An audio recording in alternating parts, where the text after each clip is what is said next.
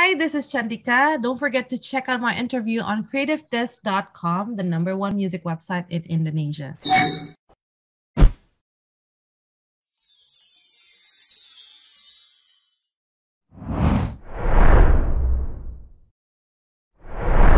Hello CD Lovers, welcome back to another Creative Desk exclusive interview with me, Dunde Yuwono. Hari ini spesial banget nih CD Lovers karena kita bakal ngobrol barengan sama salah satu member dari GAC yang sekarang bersolo karir dan baru aja merilis EP terbarunya. Dunde suka banget sama EP-nya. Dan kalau misalnya lo belum dengerin, lo harus dengerin banget.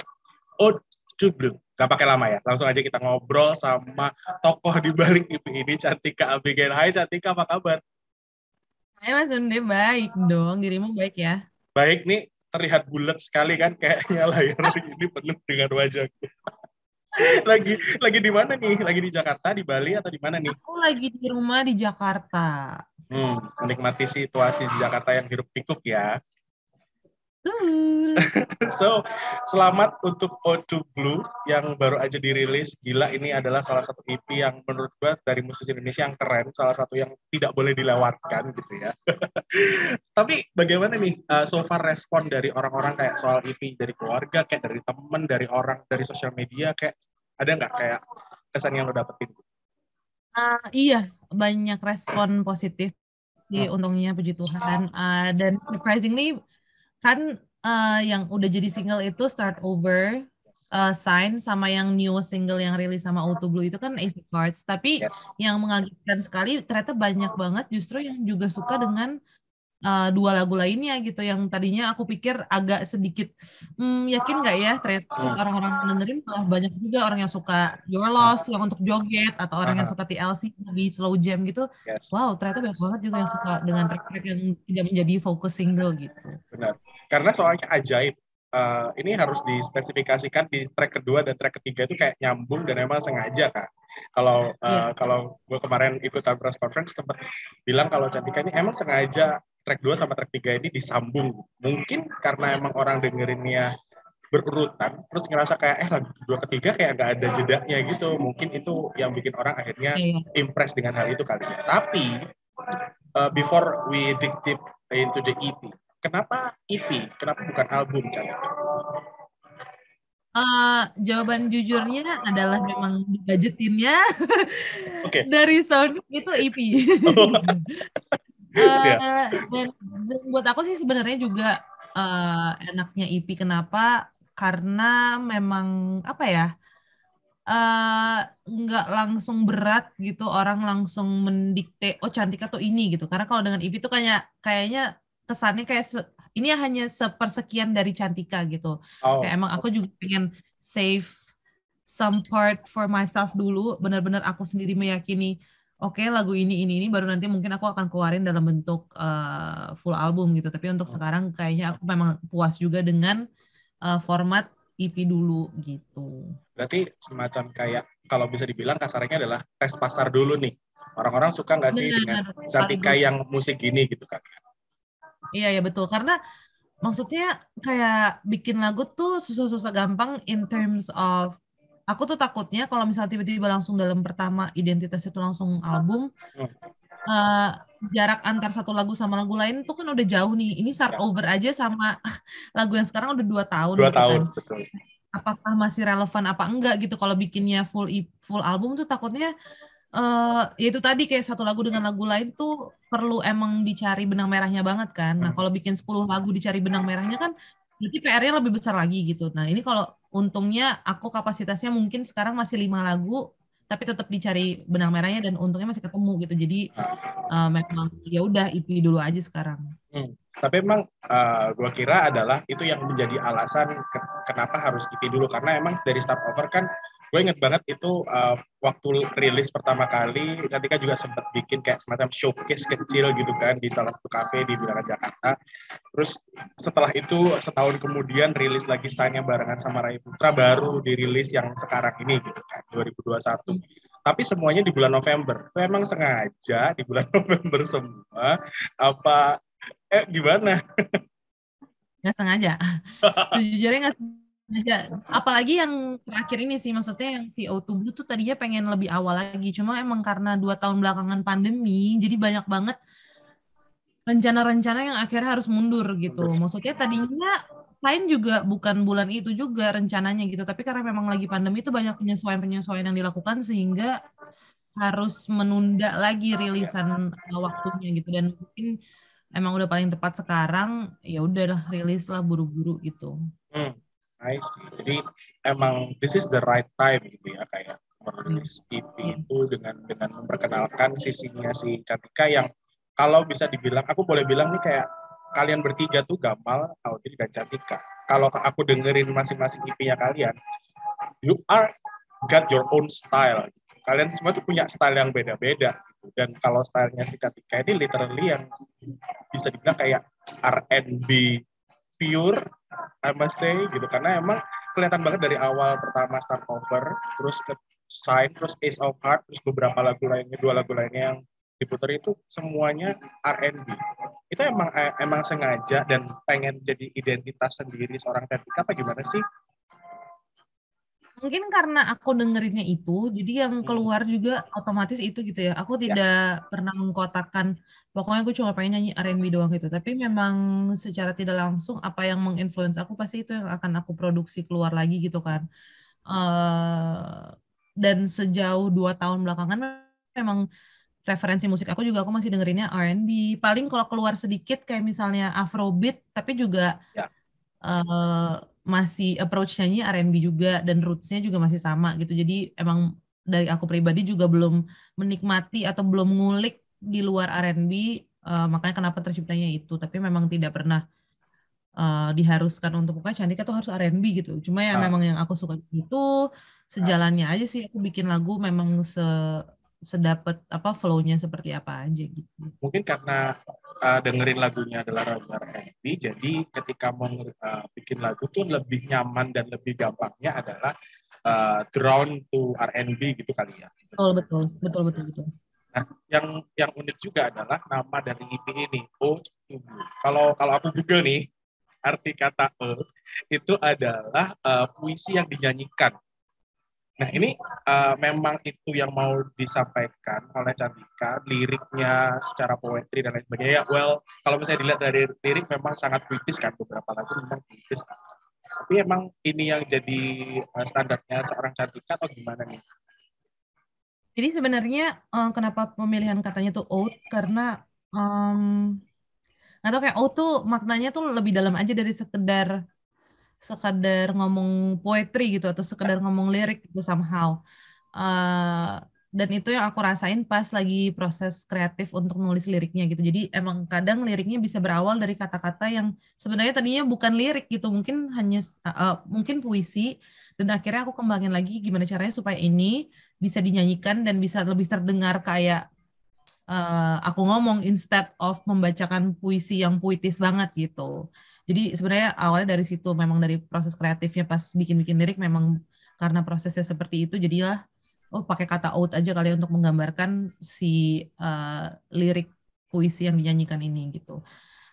Kenapa to blue? Blue di sini sebenarnya menggambarkan air gitu. Jadi karena 1,5 tahun belakangan ini aku banyak spend time di Bali dan banyak mendapat inspirasi pada saat aku ada di pantai menghadap ke laut gitu. Jadi kayak ini salah satu bentuk juga persembahan kembali aku kepada laut, atau istilahnya sebenarnya persembahan kembali aku untuk dunia dan untuk orang-orang di luar sana dan kehidupan yang udah menginspirasi aku lagi gitu. Jadi kayak ya udah nih puisi dan lirik yang gue nyanyiin buat laut atau buat semua yang di luar diri aku lagi gitu. I know that you are a Cancerian, dan biasanya Cancer itu suka mikir banget gitu kan, suka kayak diteliti gitu. Nah, untuk Ode to Blue tadi kalau penjelasannya kan dalam banget nih. Ini butuh mikir berapa lama nih untuk keluar akhirnya Ode to Blue gitu. Sebenarnya ini nggak terlalu lama karena waktu itu deadline juga lagi-lagi yang mengharuskan. Kadang untuk kreativitas kan kalau udah ada deadline-nya langsung tiba-tiba bisa aja gitu kan. Exactly. Nah, jadi waktu pas pembuatan album sendiri, justru waktu rekaman, mixing, mastering itu tuh aku sama sekali nggak tahu judul albumnya apa. Benar-benar kayak belum kepikiran masih apa ya judul albumnya, nggak kepikiran sama sekali. Tapi baru pas udah Cantika yuk judul albumnya apa nih, karena udah mau desain, udah mau bikin artwork segala macam, aduh harus mikir nih gue apa ya gitu. Terus barulah aku menyadari dan recall lagi memori bahwa wah banyak banget sih yang proses selama 2 tahun belakangan atau 1,5 tahun belakangan yang aku spend di Bali, dan aku ngerasa Bali tuh kayak emang membukakan banyak hal lagi in terms of di kehidupan sehari-hari ataupun di karir aku sebagai musisi gitu. Maksudnya di-expose sama jenis musik yang lain, terus di-expose dengan kehidupan di Bali yang sangat berbeda di Jakarta, terus di-expose lagi dengan cara pandang orang-orang karena di Bali banyak bisa dibilang banyak mainnya sama orang bukan orang Indonesia, jadi banyak terekspos dengan cara berpikir mereka yang buat aku menarik banget. Dan sisi-sisi para wanita-wanita yang aku temukan di sana pun teman-teman cewek-cewek aku juga kayak menarik banget ya cara pandangnya, dan di umur yang udah semereka menarik banget pilihan hidup mereka dan segala macam gitu. Jadi kayak akhirnya terinspirasi banyak dari situ, barulah cepet-cepet kayak oh iya karena udah banyak banget di Bali dan spend time di laut tadi itu jadilah si O2 Blue. Tapi benar-benar came up with the name itu sangatlah cepat karena Lain deadline. tadi. I see. Tapi memang the way you think kalau bisa mencerna apapun yang tadi diceritakan gitu kan, banyak banget pelajaran yang diambil, terus akhirnya menginspirasi seorang Cantika untuk akhirnya empowering, kayak ada beberapa lagu yang you try to embrace kayak cewek tuh juga harus kuat, cewek tuh juga bisa menunjukkan seksi tanpa harus seksualitas kayak gitu-gitu kan. Maksudnya kayak itu yang tercermin juga di EP ini. Nah, aku juga baca nih beberapa source yang bilang kalau di EP O2 Blue ini tuh sebenarnya adalah luapan perasaanku yang selama ini pengen dikeluarkan. Jadi kayak pelampiasan gitu. Is that true? Ini sebenarnya kayak contoh apa ya bilangnya ya. Misalnya Sign gitu ya. Lagu Yes. Sign itu lagu yang menceritakan cewek yang pengen bilang sama cowoknya, oke, gue tahu sekarang tuh kita belum bisa sama-sama. Tapi please kasih gue sign bahwa in the future lu tuh masih mau hal yang sama, yaitu kita bisa punya hubungan gitu. Karena gue akan nungguin lu, nggak apa-apa, asal lu kasih gue tanda gitu. Misalnya itu kayaknya satu hal yang mungkin di kehidupan nyata aku tuh takut banget untuk ngomong kayak gitu loh. Kalau misalnya sampai diperhadapkan sama situasi yang kayak gue suka sama orang, sayang, tapi nggak bisa sama-sama karena satu dan lain hal, terus gue minta kepastian dari dia, kayak lu bisa ngasih gue at least tanda. Itu kadang kalau diucapin tidak di lagu, itu kayak menakutkan. Ngebayanginnya aja udah aduh kayak gue nggak mau deh denger jawaban dia atau nanti ngomong tuh gimana ya responnya. Atau misalnya Your Loss gitu, lagu di album juga yang bilang oh ternyata gue kira lu terbaik, terus ternyata pas kita udah putus ternyata bukan gue yang kehilangan sih, ternyata it's your loss, itu tuh kalahnya lu dan kehilangannya lu gitu. Kayak kalau di kehidupan nyata aku kayak nggak punya that guts untuk ngomong sama mantan gue kayak sorry gitu, kayak lu gimana gitu kan. Banyak banget perasaan-perasaan yang tadinya cuma di sini doang gitu nggak bisa aku keluarin, atau bahkan kadang nggak bisa aku validasi kayak gue tuh normal nggak sih ngerasain kayak gini gitu, gue normal nggak sih ngerasain gue tuh wanita independen tapi di fase yang mirip juga gue merasa gue butuh pasangan atau gue pengen banget kelingi sama pasangan gue gitu. Itu yang tadinya cuma ada di sini dan bergejolak kayak ini gue normal nggak sih kalau gue kayak gini sebagai wanita gitu. Dan ternyata waktu pas aku melihat banyak teman-teman di umur aku yang merasakan hal yang sama, dan apalagi setelah aku udah realisasiin jadi lagu dan ternyata banyak yang kayak iya kak aku juga gitu, tuh aku kayak oh validasi jadinya ya. Iya, ternyata memang ini tempat yang aman dan nyaman buat aku bisa memvalidasi perasaan dan ya itu tadi embrace perasaan apapun yang ada, dan ternyata itu normal gitu. Cuman ada perasaan ini nggak kayak sebelum EP-nya dirilis kayak days before release tuh kayak ada perasaan anxious nggak?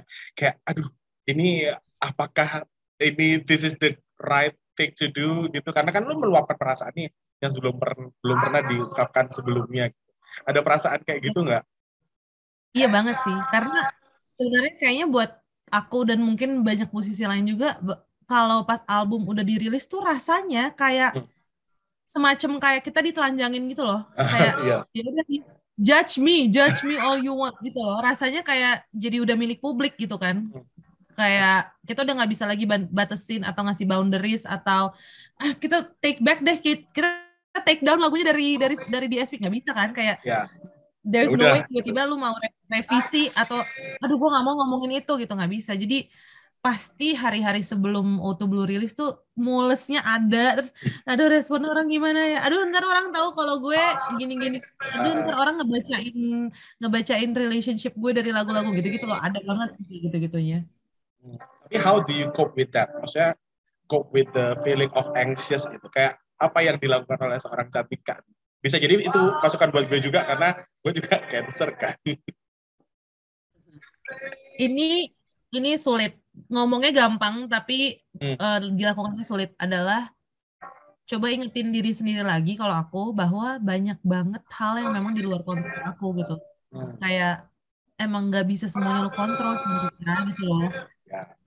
Apa namanya, dan itu the beauty of life menurut aku ternyata. Kayak semacam kayak roller coaster lah. Kalau roller coaster jalannya lurus terus dan kita bisa ngelihat gitu tracknya, oh kelihatan kok pakai mata gue ini lurus terus, nanti endingnya di situ nggak bakal Nggak seru. seru. Lu bakal jalan ngantuk banget, bakal ngantuk kayak ini lurus terus lagi nih, ngantuk gitu kan, nggak seru.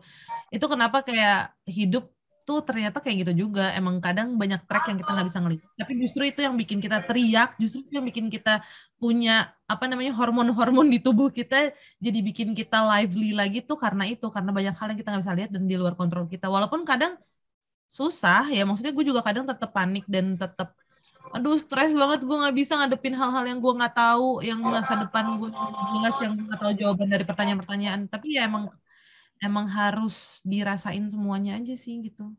Dirasain dan try to let go gitu ya, biar nggak terlalu Iya. kepikiran. Nah, kalau ngomongin soal setiap musisi atau setiap seniman gitu kan, kalau misalnya mau ngerilis sesuatu itu pasti punya misi gitu kan, kayak ada misi dari hasil karya ini. Nah, kalau di EP ini tuh lo punya misi nggak sih? Maksudnya kayak what is your mission about this EP? Misalnya kayak gue tuh pengen perempuan di luar sana tuh nggak takut untuk mengeluarkan perasaan mereka, atau how? What is your mission?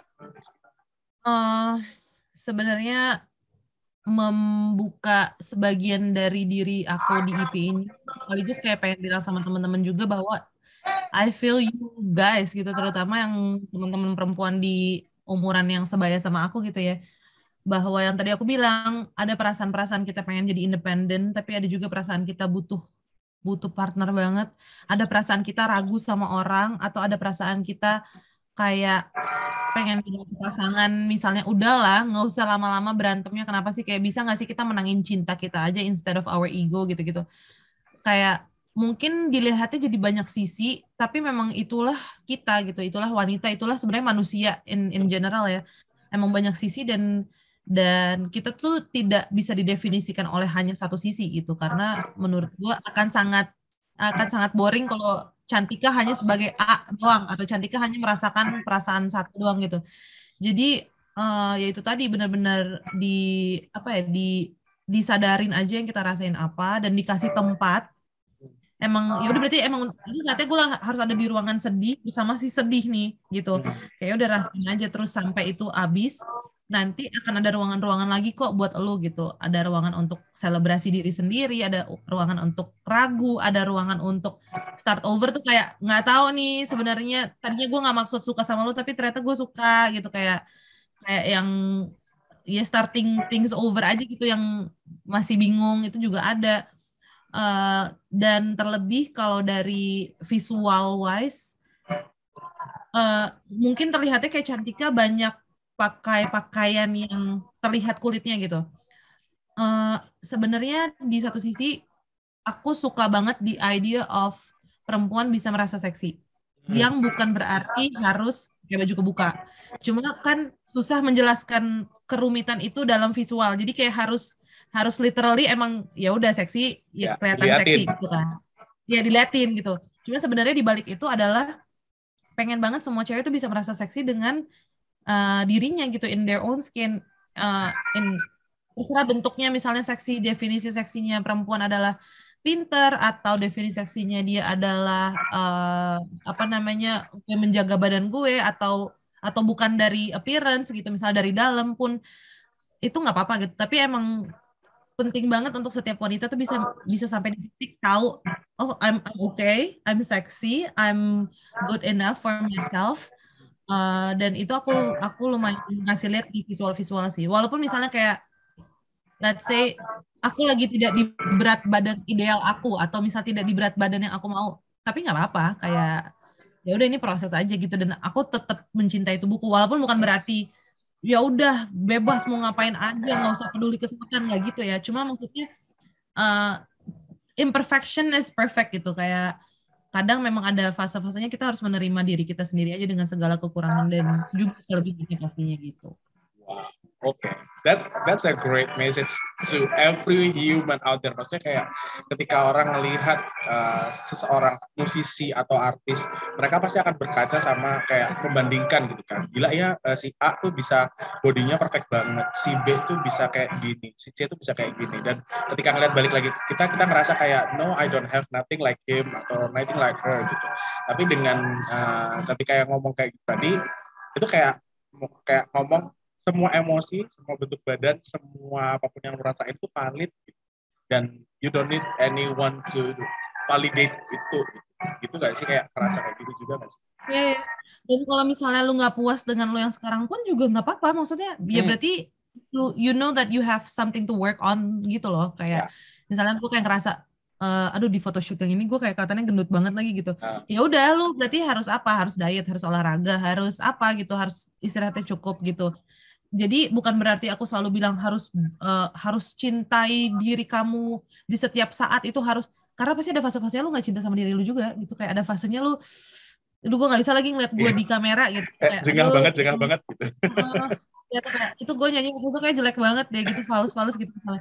Ya pasti ada juga fasenya itu gitu, tapi tetap disadarin terus aja karena lu cuma tinggal di satu tubuh gitu, jadi mau nggak mau lu pasti harus cinta sama dia gitu. Aku sedikit melenceng ke di luar O2 Blue nih, karena sebelum O2 Blue dirilis, lo tuh sempat ngerilis satu cover lagunya Dikta, which the song that I love since high school, SMP kayaknya ya kan. Tak mungkin ku melepasmu itu kayak emang sengaja buat pemanasan sebelum EP apa gimana nih, Cantika? Nah, project itu lebih unik lagi karena sebenarnya project itu udah di start 6 tahun lalu. What? Jadi way back. Wow. Itu si orkestranya itu direkam di Praha udah 6 tahun lalu. Jadi bener-bener kayak project yang lama dikubur. Terus tiba-tiba di tahun ini aku tuh bilang sama orang A&R aku kayak lagu itu tuh sayang banget loh, dan Sony kasarannya udah ngeluarin uang buat ngerekam orkestra di Praha, masa nggak mau diapa-apain gitu kan. Jadi kita lanjutin yuk gitu. Dilanjutin, ternyata berbarengan dengan ngisi kekosongan sebenarnya. Jadi kayak setelah sign, aku nggak rilis apa-apa, terus ada lagu itu, ada lagu Tak Mungkin Ku Melepasmu, yang tidak menjadi bagian dari O2 Blue karena itu adalah project Sony Music. Jadi nantinya akan ada penyanyi-penyanyi lain yang membawa cover-cover lagu lain juga dengan format orkestra itu. Karena sebenarnya orkestra itu udah ngerekam I don't know 6-10 lagu cover, mereka udah rekam tuh 6 tahun lalu. Jadi datanya udah ada, tinggal diisi vokalnya aja sama siapa gitu. Nah, jadilah kemarin keluar itu, makanya kayak warnanya beda banget tiba-tiba, yang maksudnya lagunya Indonesia, mellow, pop, orkestra yang bukan Cantika gitu, maksudnya bukan Cantika yang R&B yang gitu loh, bener-bener beda banget. Cuma kenapa aku ambil, karena satu, lagunya juga aku grow up dengan lagu itu. Kedua, aku nggak bisa nolak karena orkestranya bagus banget. Kayaknya itu kesempatan yang aku bisa berani bilang mungkin nggak bakal datang lagi mungkin, but I hope it will come again, that kind of like kesempatan gitu. Cuma saya jarang banget tiba-tiba seorang penyanyi R&B ditawarin begitu gitu. Jadi aku ambil karena juga aku suka banget dengan aransemennya gitu. Karena emang waktu pertama kali gue dengerin tuh langsung berasa kayak, wait, I know this song, Tak Mungkin Ku Melepasmu, terus ya kayak, no way, this is Dikta song gitu. Terus ya kayak begitu dapet orkestranya kayak, lo, wait, ada orkestranya coy gitu. Temen gue tuh pertama kali gue tunjukin langsung yang kayak on loop dari perjalanan kita dari Surabaya ke Jakarta waktu itu kalau nggak salah. Iya di Surabaya ke Jakarta, kita kayak looping those song over and over again. Mas. That's a great song. Terus kalau balik ke O2 Blue nih, Cantika, you know, this is my last two question, Bay. Di antara 5 lagu yang udah di EP nih ya, udah ada di EP, lagu mana yang take the most time to create? Take the most time. Kayak bener-bener lo sampai yang mungkin kayak udah deh ditinggal dulu, kita ngurusin yang satu lagu lagi atau gimana? Bisa dibilang mungkin Sign. Why? Why Sign? Karena Sign itu aku bikin di awal tahun 2019 berbarengan dengan Start Over, itu bikinnya di bulan-bulan yang sama. Okay. Terus tadinya full bahasa Inggris dan tadinya cuma aku sendiri. Terus tiba-tiba di tengah jalan pas itu diputusin untuk jadi single kedua, kayak akhirnya didengerin lagi, terus kayaknya harus ada perubahan di lagu ini. Pengen banget ada rapper, siapa? Ray Putra. Pas kasih dia denger lagunya, dia suka. Langsung sebut nama gitu ya, Ray Putra, that's the one that I want. Iya, betul. Terus setelah itu aku kirim ke dia lagunya, dia suka, tapi dia bilang, tapi gue mau workshop, gue nggak mau cuma masukin rap gue, tapi gue pengen ngegodok lagi lagunya. Jadi itu lagu kayak dirombak lagi. Wow. Yang tadinya udah jadi semuanya, terus dirombak lagi. Lirik ada yang diganti bahasa Indonesia, melodi ada yang sedikit ganti, terus dimasukin rapnya Rai.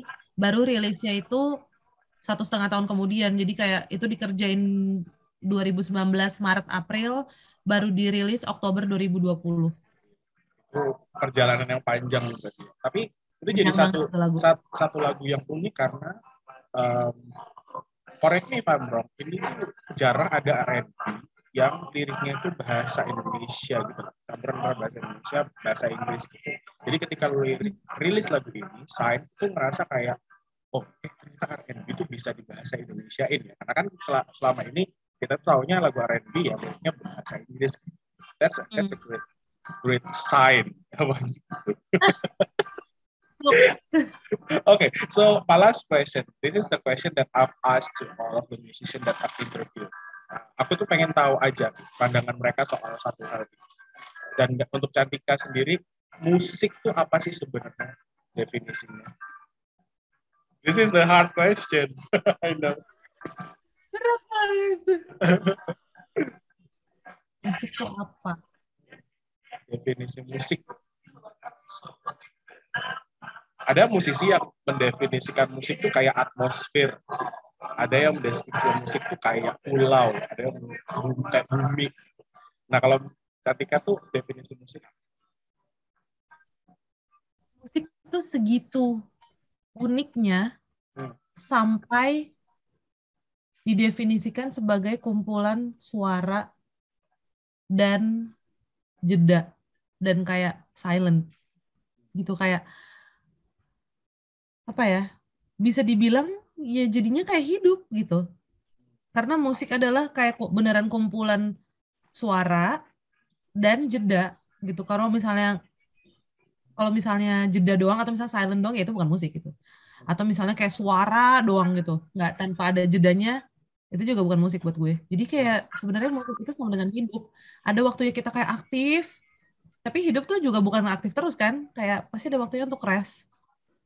Sama kayak musik kumpulan suara dan rest juga gitu. Jadi bisa dibilang musik itu hidup sih. Karena kayak gue nggak kepikiran kalau tiba-tiba harus ada di dunia tanpa ada musik gitu. Kayak nggak ngerti sih. Dan kalau bisa dielaborasi lagi, ya tempat paling aman dan nyaman untuk apapun. Either punya pesan kayak tadi, kalau aku cuma menyampaikan perasaan, atau ada orang-orang yang lebih berani lagi memakai media musik sebagai penyampaian pendapat untuk politik atau untuk hal-hal sesensitif apapun. Di musik tuh jadi kayak lebih keterima aja. Jadi kayak musik tuh emang kayak hidup dan kayak rumah yang aman dan nyaman buat orang datengin, ataupun orang mau keluar lagi, atau orang mau berantem di dalam, atau orang mau cuma menikmati, ya semuanya bisa gitu di musik. Wow, that's a great definition of music. That's it. Itu adalah pertanyaan terakhir aku di interview kali ini. Cantika, thank you so much atas waktunya, sharingnya, terus thoughts-nya yang sangat deep tadi. Dan kita ketemu lagi di Jakarta kalau misalnya ada kesempatan ya. Yes, main ke Jakarta lagi. Oke, City Lovers, itu tadi obrolan dulu barengan sama Cantika. Gimana? Seru, udah tahu bayangannya gimana soal Ode to Blue. Tapi jangan lupa harus dengerin Ode to Blue ini terbaru dari Cantika di semua digital platform yang kamu. Gitu ya, Cantika ya? Betul. Sip, oke, thank you.